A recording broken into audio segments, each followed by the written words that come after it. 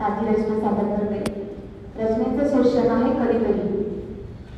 कधीतरी पुस्तकांच्या आत शिरावं, कथेच्या पात्रांशी एकरूप व्हावं.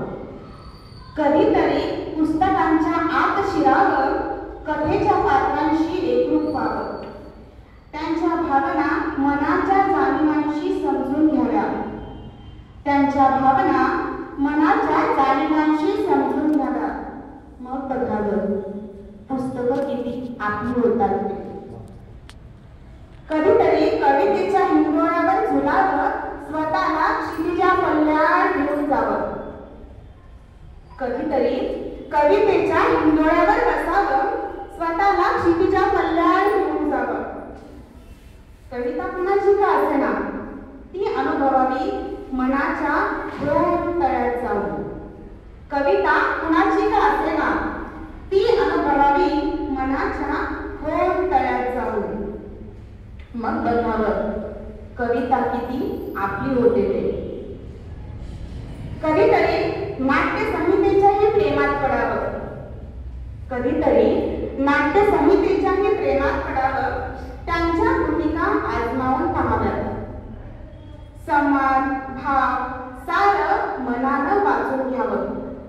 संवाद, भाव सारं मनानं वाचून घ्यावं. नजरेनं सारं नाट्य अधोरेखित करावं.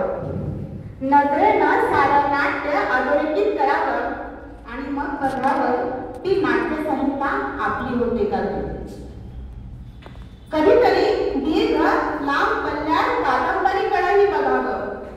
किती शब्द, किती पानं, किती किंमत हे न जाणता लेखकाची लेखणी पाहावी. कधीतरी दीर्घ लांब पल्ल्यात कादंबरीकडेही बघावं. किती शब्द, किती पानं, किती किंमत हे न जाणता लेखकाची लेखणी पाहावी. लेखनासाठी केलेला प्रवास पाहावा. हृदयातून हळूच कथानकात गुंतत जावं.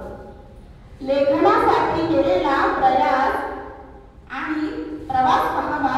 हृदयातून हळूच कथानकात गुंतत जावं आणि मग बघावं किती कादंबरी आपली होते ते. आता ऑनलाईन वाचनाच्या नादात पुस्तकं बंद कपाटातून खुणावत आहेत. आता ऑनलाईन वाचनाच्या नादात पुस्तकं बंद कपाटातून खुणावत आहे. माझा गुंतलेला श्वास मोकळा करा म्हणून आरचळ करीत आहे. माझा गुंतलेला श्वास मोकळा करा म्हणून आरचळ करीत आहे. पुस्तकावर मनापासून प्रेम केलं तर ती विश्वासघात करत नाही. पुस्तकांवर मनापासून प्रेम केलं तर ती विश्वासघात करत नाही. खरं सांगू, पुस्तकं तसं कधी कुणाचं मनही दुखवत नाही. खरं सांगू, पुस्तकं तशी कुणाचं कधी मनही दुखवत नाही. बालपणापासून त्यांचं नातं काळापर्यंत निभावतात ती. बालपणापासून त्यांचं नातं काळापर्यंत निभावतात ती. संकट काळात मनाला जपतात, वेदना दूर सारतात. संकट काळात मनाला जपतात, वेदना दूर सारतात. आणि मला तर पुस्तकांनीच नवा श्वास दिलाय, जगण्याचा आयाम दिलाय. आणि मला तर पुस्तकांनीच नवा श्वास दिलाय, जगण्याचा आयाम दिलाय. पुस्तकांना जतन करण्यापेक्षा पुस्तकच माणसांना जतन करतात. पुस्तकांना जतन करण्यापेक्षा पुस्तकच माणसांना जतन करतात. म्हणून हे श्वास जपूया आणि एक तरी पुस्तक वाचूया. म्हणून हे श्वास जपूया आणि एक तरी पुस्तक वाचूया. एक तरी पुस्तक वाचूया. एक तरी पुस्तक वाचूया. धन्यवाद. आपल्या कवितेतून वाचनाचं महत्त्व वैशाली गंगाळ यांनी मांडलं. युवराज सिंह यांना जेव्हा कॅन्सर झाला होता तेव्हा त्यांच्या कवी शिकलेले आहे युवराज सिंह